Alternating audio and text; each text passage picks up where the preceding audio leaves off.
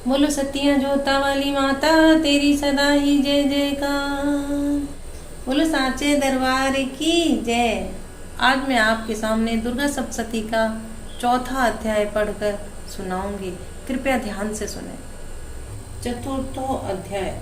इंद्रादि देवताओं द्वारा देवी की स्तुति। सिद्धि की इच्छा रखने वाले पुरुष जिनकी सेवा करते हैं तथा देवता जिन्हें सब ओर से घिरे रहते हैं, उन जया नाम वाली दुर्गा देवी का ध्यान करें। उनके श्री अंगों की आभा काले मेघ के समान श्याम है। वे अपने कटाक्षों से शत्रु समूह को भय प्रदान करती हैं। उनके मस्तक पर आबद्ध चंद्रमा की रेखा शोभा पाती है। वे अपने हाथों में शंख, चक्र, कृपाण और त्रिशूल धारण करती हैं। उनके 3 नेत्र हैं। वे सिंह के कंधे पर चढ़ी हुई हैं और अपने तेज से तीनों लोगों को परिपूर्ण कर रही हैं। ऋषि कहते हैं, अत्यंत पराक्रमी दुरात्मा महिषासुर तथा उसकी दैत्य सेना के देवी के हाथ से मारे जाने पर इंद्र आदि देवता प्रणाम के लिए गर्दन तथा कंधे झुकाकर उन भगवती दुर्गा का उत्तम वचनों द्वारा स्तवन करने लगे। उस समय उनके सुंदर अंगों में अत्यंत हर्ष के कारण रोमांच हो आया। देवता बोले, संपूर्ण देवताओं की शक्ति का समुदाय ही जिनका स्वरूप है तथा जिन देवी ने अपनी शक्ति से संपूर्ण जगत को व्याप्त कर रखा है, समस्त देवताओं और महर्षियों की पूजनीय उन जगदम्बा को हम भक्ति पूर्वक नमस्कार करते हैं।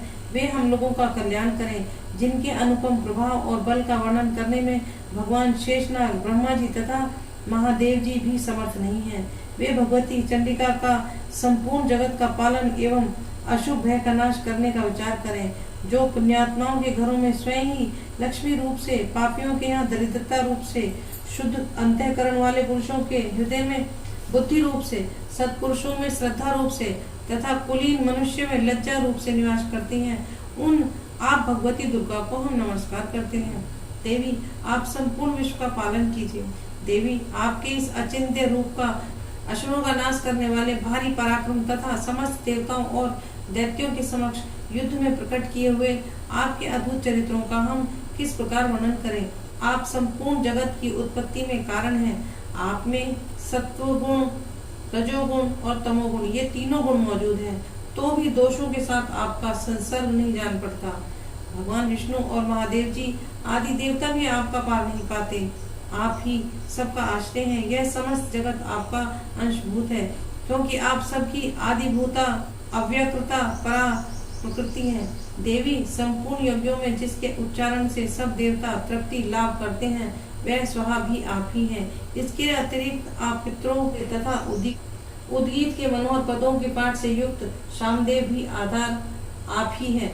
आप देवी, त्रयी और भगवती हैं। इस विश्व की उत्पत्ति एवं पालन के लिए आप ही वार्ता के रूप में प्रकट हुई हैं। आप संपूर्ण जगत की घोर पीड़ा का नाश करने वाली हैं। देवी, जिससे समस्त शास्त्रों के सार का ज्ञान होता है, वह मेधा शक्ति आप ही हैं।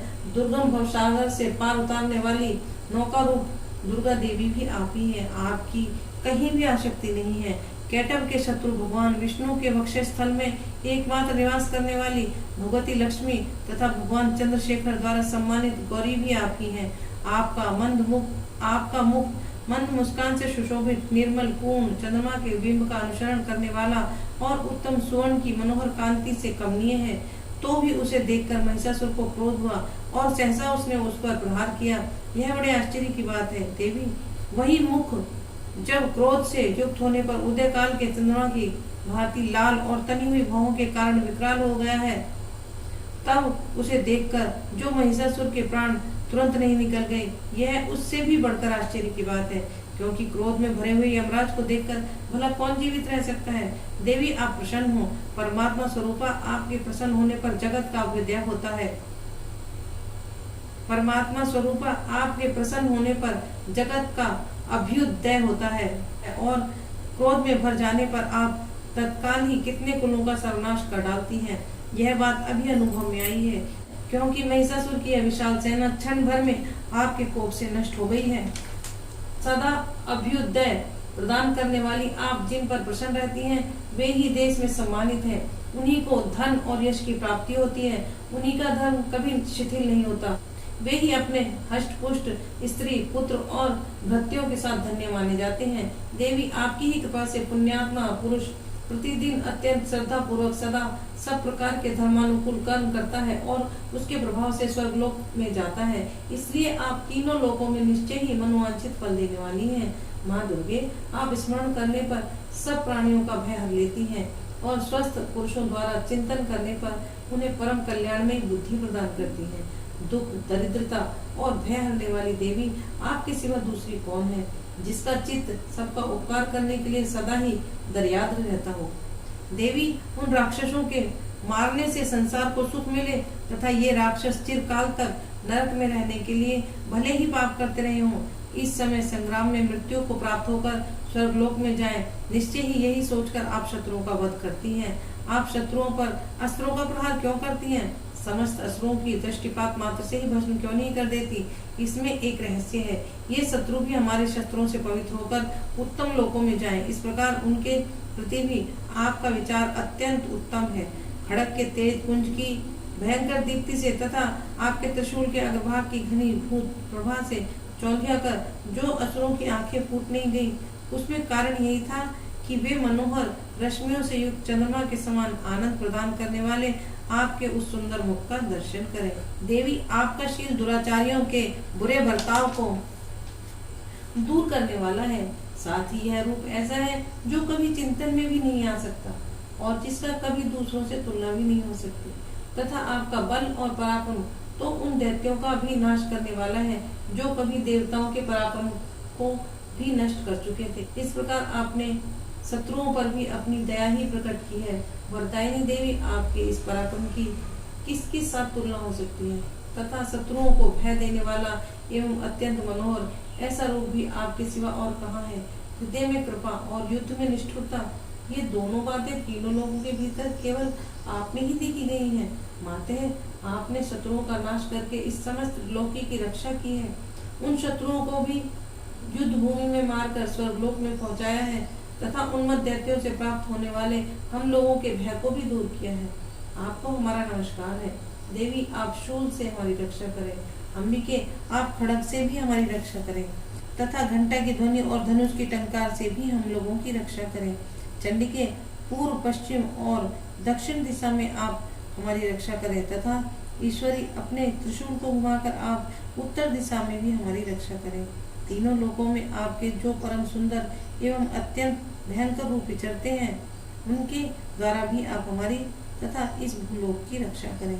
अंबिके, आपके कर पल्लवों में शोभा पाने वाले खड़ग, शूल और गदा आदि जो जो अस्त्र हों, उन सब के द्वारा आप सब ओर से हम लोगों की रक्षा करें। ऋषि कहते हैं, इस प्रकार देवताओं ने जगन्माता दुर्गा की स्तुति की और नंदन वन के दिव्य पुष्पों एवं गंध चंदन आदि के द्वारा उनका पूजन किया। फिर सबने मिलकर जब भक्ति पूर्वक दिव्य धूपों की सुगंध निवेदन की, तब देवी ने प्रसन्न वदन होकर प्रणाम करते हुए सब देवताओं से कहा। देवी बोली, तुम सब लोग मुझसे जिस वस्तु की अभिलाषा रखते हो उसे मांगो। देवता बोले, भगवती ने हमारी सब इच्छा पूर्ण कर दी, अब कुछ भी बाकी नहीं है, क्योंकि हमारा यह शत्रु महिषासुर मारा गया।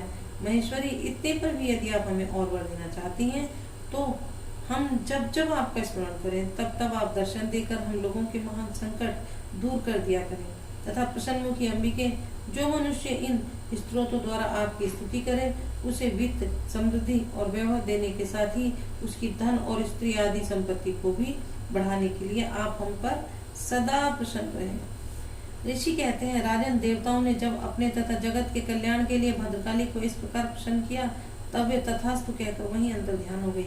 भूपाल, इस प्रकार पूर्व काल में तीनों लोकों का हित चाहने वाली देवी जिस प्रकार देवताओं के शरीरों से प्रकट हुई थी, वह सब कथा मैंने कह सुनाई।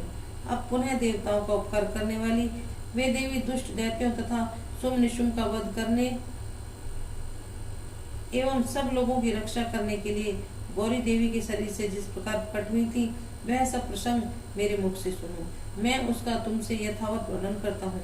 इस प्रकार श्री मार्कंडेय पुराण में सर्वाणिक मनवंतर की कथा के अंतर्गत देवी महात्म्य में शुक्रादि स्तुति नामक चौथा अध्याय पूरा हुआ। बोलो साचे दरबार की जय। बोलो सच्चिया जोता वाली माता तेरी सदा ही जय जयकार। बोलो साचे दरबार की जय।